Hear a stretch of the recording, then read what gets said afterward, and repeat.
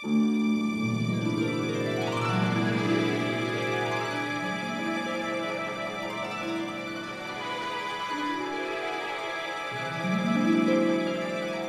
Frederick Gerten, and I'm the filmmaker.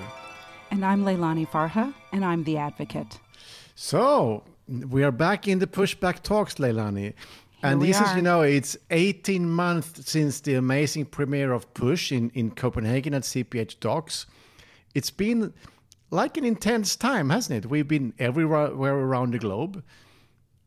True. It's been quite our journey. We've been everywhere around the globe, and now we're stuck. Yeah, we're stuck. That's also true. And the strong voice of the film, who has been traveling with us, not always physically, but with her voice, is the amazing Professor Saskia Sassen. And today, Saskia is with us in Pushback Talks. So exciting. Yes. Delighted. Welcome, Saskia. Welcome, the Saskia. adventure of it all, yes. You remember the premiere in Copenhagen? Yes. Wonderful. Absolutely magical, yes. It was, that's right. It was magical. The vibe in the audience was just amazing. It was the best. The film has been out and your voice has been spread around the world. Have you felt that in some way? It has traveled very well, I must say. Yeah. Also, this podcast, Saskia, we have audience in 86 countries. Really? So and the film too. So it means that this debate is a truly global debate. Yeah, and it's an emergent, but very strongly emergent condition of much of our world. Yeah. That half of the people who live in cities are losing ground in one way or another. It is a serious moment in our history. It's not a great moment. And this is something you've been studying for many, many years and been writing several books about the global city. You're the inventor of this expression, the global city. Yeah. So are you also shocked by the development of the last, let's say, 10 years? Has it shocked you? Well, what has maybe shock is a very strong word here, but what has alarmed me has something that, wow, we're still going in that negative direction where more and more lose, even as some gain more than they ever expected to gain. I thought that by now the curve, as we like to say, the curve would have calmed down a bit. But in fact, it doesn't have to have seemed. And I remember towards the end of the Push project that we began to talk also about Africa and other parts of the world and how those were emergent conditions then in those parts. So it is there is a system in play that knows that it can actually enter any part of the world and extract the values that it wants. Yeah, since we last talked about these issues together for the film Push, I had the opportunity to travel to both Egypt and Nigeria. And I was, of course, I was looking at many, many issues, but certainly looking to see how had those housing markets or systems been affected by the things that we've been talking about: commodification, financialization, corrupt money, traveling the world. And, to me, I guess it was maybe naive to think that it wouldn't have been so prominent in those two places. And yet, there again, I saw it obviously unfolding in a slightly different way. It's a little bit behind in some ways, this uber financialization that we might see in San Francisco or LA, but certainly there, very strongly there, particularly the corrupt money. But you can also see it in Cape Town, South Africa, or in Johannesburg. So, I mean, you can probably see it in quite a few African cities too. Yeah, absolutely. Absolutely. Yeah, but I mean, you can see this happening. I was with the film in Kuala Lumpur, Malaysia. They have this problem of the condos shooting up in Bangkok, totally in Taipei, and in Jakarta. So the same disease is there, and also in these cities, people talk about these dark towers, the empty places. They use that term, dark towers. That's quite an image, isn't it? I want to play this clip from the film so you can listen to yourself. Finance is very different from the bank. We all need banks. That's fine. It sells something. We pay money for that. Finance is totally different. I always say finance sells something it does not have.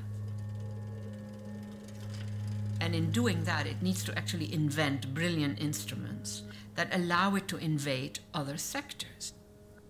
And that means that finance is basically an extractive sector. It might as well be mining.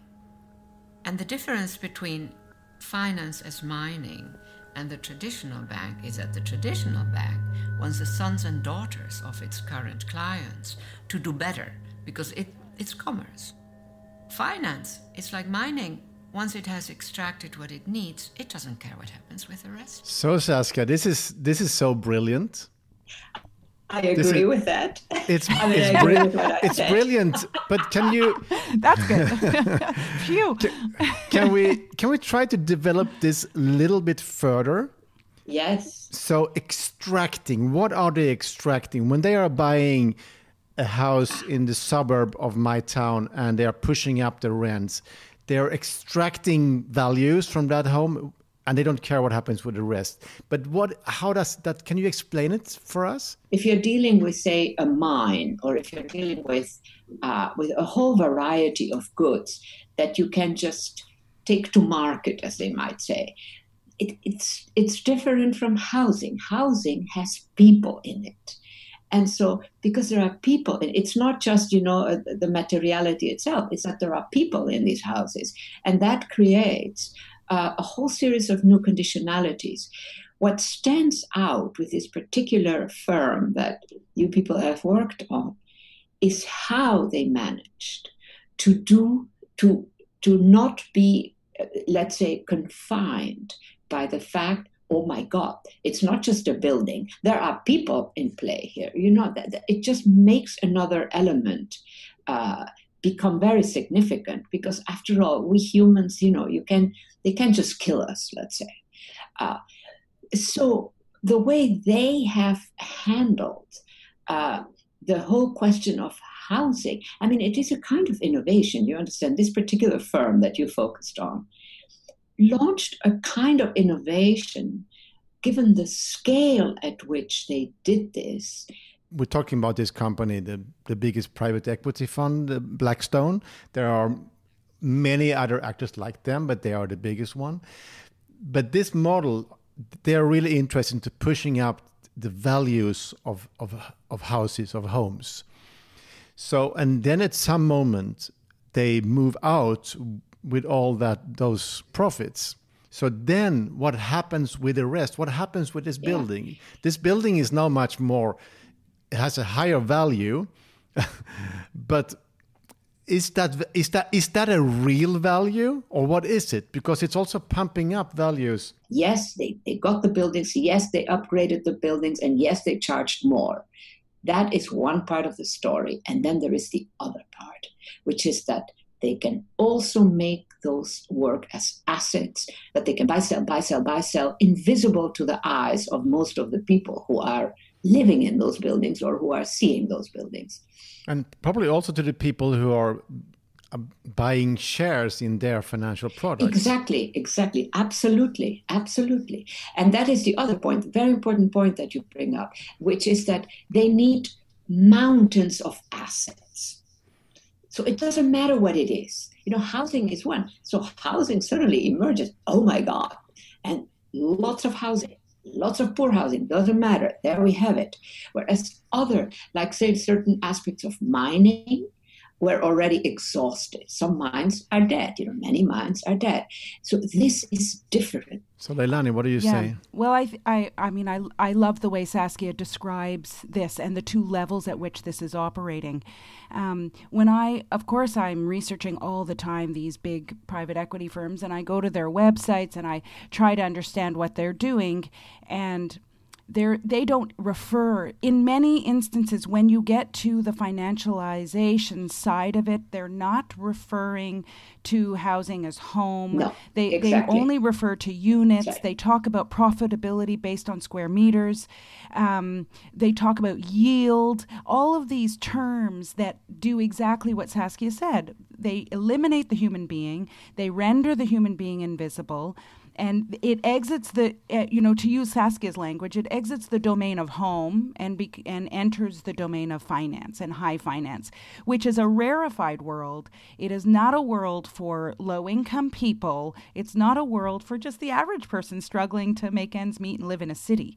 And that's the genius of what they've done, actually. Yes. Because even people like me, I'm an advocate, I'm researching, etc. I find it difficult to penetrate. I have to rely on people like Saskia who kind of get it at this deeper level and then try to operationalize it at grassroots level. It's quite a beast, let's put it that way.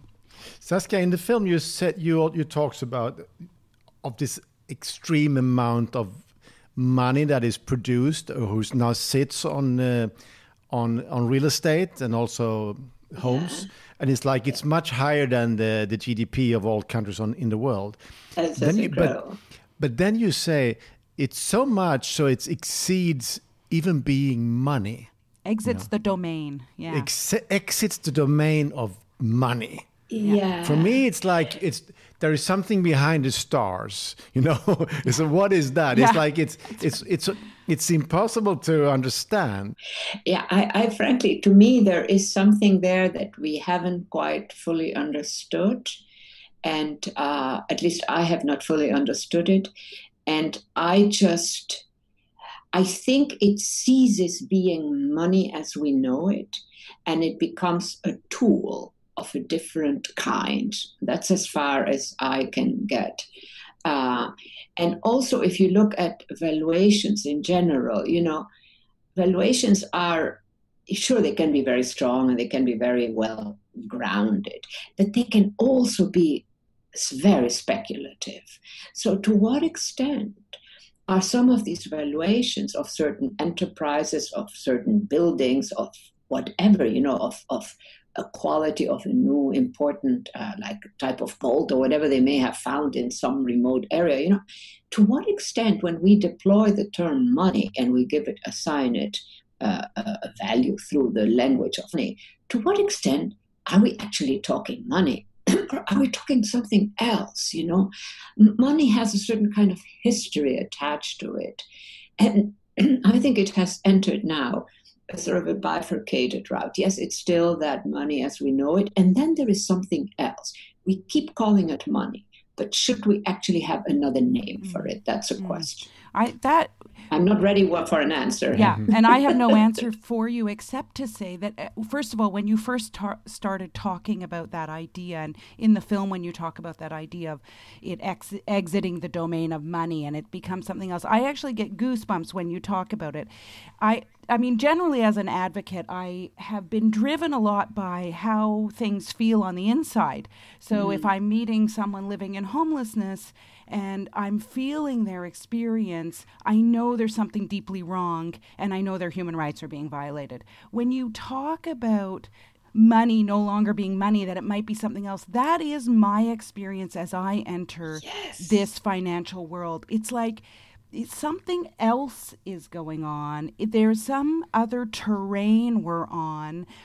And they've created it. You definitely feel you've entered their world, a world that doesn't actually use the markers that we're familiar with. So money is something I'm familiar with. I have cash in my wallet. I pay with things with my phone. I have a sense of my household budget. That's money. I understand money. When I'm in their world, it's something else entirely. So I would keep working on that, Saskia, because I think we need to figure this out. Saskia and Leilani, I'm going to tell you a story. When I was now in March in Santiago de Chile, and presenting Push because of the theatrical release in Chile. And we were in a big cinema in La Reina, and there was the questions and answer session of the film. There was a guy putting his hand up and he said, I might be on the other side because I work for an investment bank. And the audience started to boo. And I said, no. Hang on. I want to listen to this guy. I want to listen to him. And then he said he was totally into the film and he totally understood the problem. And he said, for us, money is cheap. And that's what they all say. Money is cheap. Yeah, money is cheap. Exactly. So they have a very different experience and relation to money, because for the rest of us, money is very expensive. And of course, the poorer you are, the more expensive is money. And it goes beyond that. You see, it's not about money. What they are developing are extractive capabilities that take them way beyond money. And I think if one could have the time and the data to check, if we put together all the big mining operations, all the big whatever, everything that makes a lot of money, how much money do we wind up with? And you compare that to the existing money as recognized by the international system for all the countries in the world. I wonder what the difference is. How do we create money? And I have understood partly that money is created by emitting loans. So I guess when now all the governments are lending money to send into the financial system to save the economies, it's actually they're producing more money. So the amount of money is growing in an extreme way at this very moment. One of the things I've been playing around with is this idea of valuation and what is the value of something. And the people talk in the housing world, right, about the market value of a home or the market value of a building. And I think the pandemic, for all of the things it doesn't bring us, one of the things it's allowed me to do is question, well, what is the market? And are we going to allow markets to continue to exist in some fiction? Or should we start basing markets on what people have or don't have? When you have 40 million Americans who may not be able to pay their rent past the next couple of months, is that not the market? Isn't that the market? When you have Airbnb, on the other hand, trying to get an IPO, initial public offering, for whatever billions of dollars, is that fiction? Is that based on some reality of what they're worth? Or is that fiction? And I think there's a moment now where we can start questioning valuation itself. Yeah, that is a very good point. My impression when I look at high finance is that they are not dependent in some strange or not strange, in some unclear ways on existing currency. Something else is also happening. In the film, Saskia, you talk about that the governments are much poorer today than 40 years ago. So talking about Germany, for example. And when I try to explain what you are saying, I would say, yes, they are poorer because the other guys are so much richer. So they are better in printing money than the governments. And so that's why they are so much stronger. And if somebody is stronger, the rest of us will automatically be weaker. Because it's not a solidarity system. Exactly. But how do we explain that question to our kids? Well, maybe we should not terrorize them. But not ask, because otherwise it's just, it could be, if you really went deep into it, as you people did actually, it has terrifying moments. It's terrifying because you realize that there is an animal in play, a very active something in play that you didn't know existed. But Saskia, when Blackstone is the world's biggest private equity fund, could you explain what a private equity fund is? Can you understand it? So private equity, which used to be a fairly modest operation, modest in the sense that it didn't proclaim, its power. They were often old families with wealth. They were very respectable operations, etc., etc. But of course, today, many of these have become major firms. And of course, they are not as they were in their origins. They're far more aggressive, and they have a set of instruments that they invent very often that allow them to just gain more and more, grab more and more, concentrate more and more, and not have to explain too much.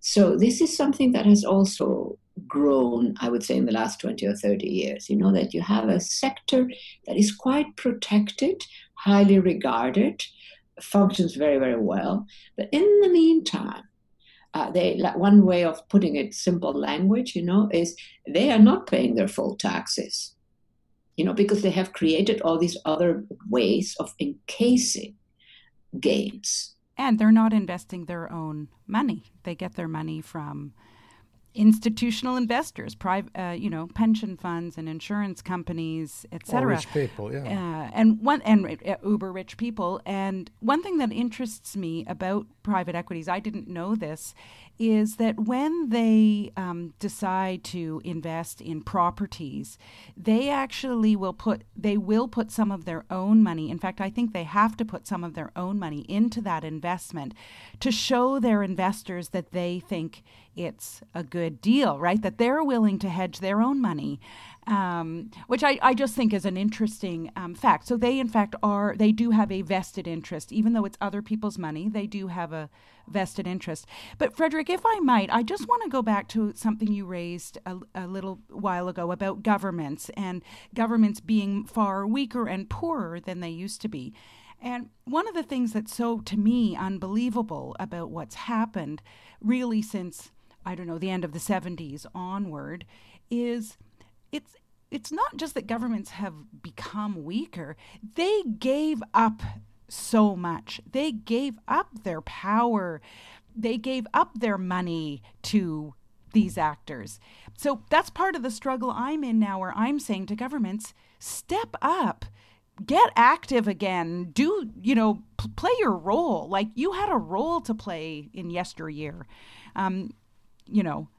Getting them to believe that is another thing, because now they're in bed with these people, right? And you're basically telling governments now is the moment to buy houses, because there will be a lot of houses on the market, and you better buy them before the Blackstones are buying it. That's right. Your message. That's one of my messages, that they have an obligation to do so, actually.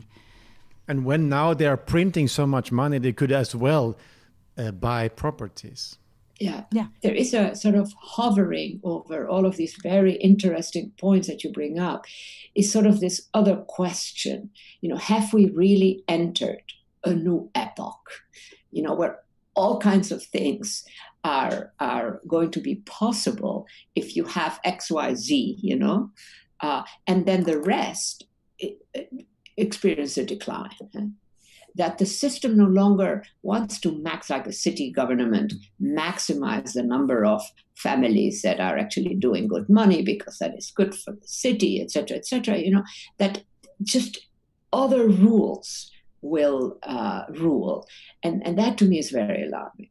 But it's so good, the work that you are doing. My God, it's just amazing. I am just so, it was really fantastic for me to have a chance to work with you people and talk about this stuff, We are so happy to have you in the film and now also in our talk, Saskia, because we have learned so much from you, and we keep using your words a lot because you make things clearer, and we constantly stress that knowledge is the way of fighting back. We need to know and understand more. Yes. And that this has been like also a mistake from many movements, that they are just shouting loud but not really getting into the understanding of what's going on, and mapping their own environment on who are the new owners, who are the new actors. Because when you see that pattern, and that's of course the pattern we try to explain in the film, when you see the pattern, it's easier to act, also for elected governments. Yeah, exactly. I must say that the film in that sense has been fantastic. You know, it really makes it all come live. It shows you the difference between the prior and what follows, et cetera, et cetera. I mean, it really, really fantastic, I must say. Thank you. Saskia, there is one of your quotes in the end of the film that I always get a question about in the audience. And that's what you actually, because I think I asked you, how will all this end? What is the end of the story?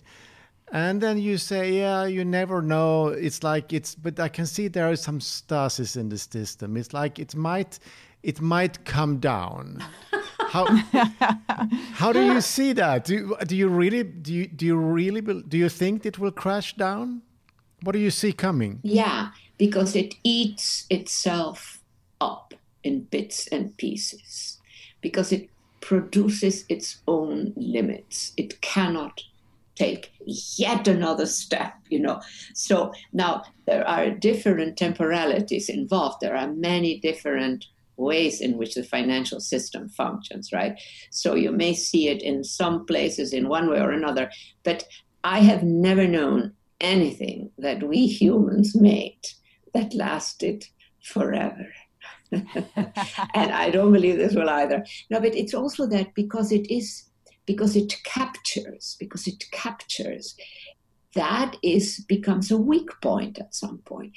The other elements that it does, invent extraordinary instruments, thank you, algorithmic math, that's another thing. Those are open systems, you know, they can keep on growing. But the operation itself that these firms represent, that does run into its own limits, you know. And that is why I think it's beyond money. The issues that you are trying to understand, you two, really are beyond money. It's not just money as in a currency. It is something else, you know, and we should find a name for it. One of the things I wonder about in terms of this running its course, let's say, and sort of petering out, one thing I do wonder is I've noticed a huge change in the last, I'd say, couple of years, and I think Push has something to do with it and getting out some of your ideas, Saskia, to broad audience, and some of my human rights language, thanks to the film. I'm seeing that people really are pushing back. Now, people have been pushing back for a long time, but now they're pushing back and they're making different demands and claims. They're saying housing is a human right. You, government, have obligations and you need to legislate. You need to impose rent freezes. You need human rights legislation to hold these actors at bay. And I'm hopeful always that the people will have something to do with the end of this, not just the system expiring itself. Or one of the things that interests me, a lot of I've started to engage more in people in the finance world, and they all say, when I start talking to them about residential real estate and as part of private equity, they say, oh, you know, it's really just such a small amount of what they're investing in. They're investing in pharmaceuticals, they're investing in logistics, and etc. If that's the case, then I think we can win, because then we can say, look, it's just a small part of your portfolio anyway. Yeah, so leave it out. So leave the human rights area out of your portfolio. But I think, Saskia, Lani, you're totally right. And Saskia, this also, because what you are saying is that they are actually running out of places to put their money. So they're really desperately looking for places where they can grow money. And now they found homes. I mean, Blackstone entered 8 years ago. It's like in a very short time in history. But it has had a devastating effect on our cities. I mean, not only in the big cities like London or New York, it's everywhere. Because it's also a copy and paste model that is copied by criminals and crooks and whoever, But you're right, Leilani. Let's leave our homes out of this business. That's why they're constantly looking for new places to put their money. Okay, I think we're about to wrap up. Saskia, it's been a pleasure to have you on. So nice to reconnect. Yes. Yeah. So great. And so I just want to tell you and our listeners that this was Pushback Talks, and we don't have any funding at all to do this, so we need friends, and then you have to go to something called patreon.com, and then you can be a monthly supporter of Pushback Talks, and people are it's happening.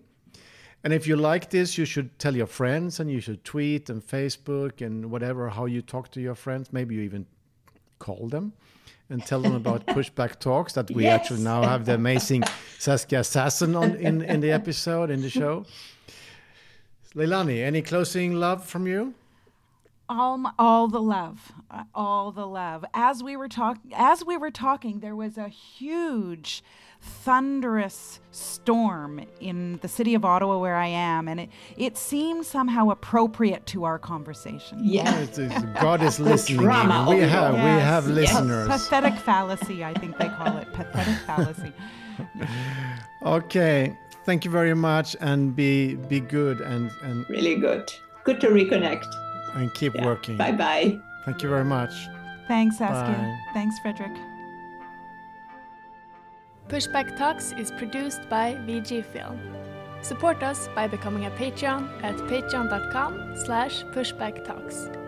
Thank you so much for listening, and we'll see you again next week.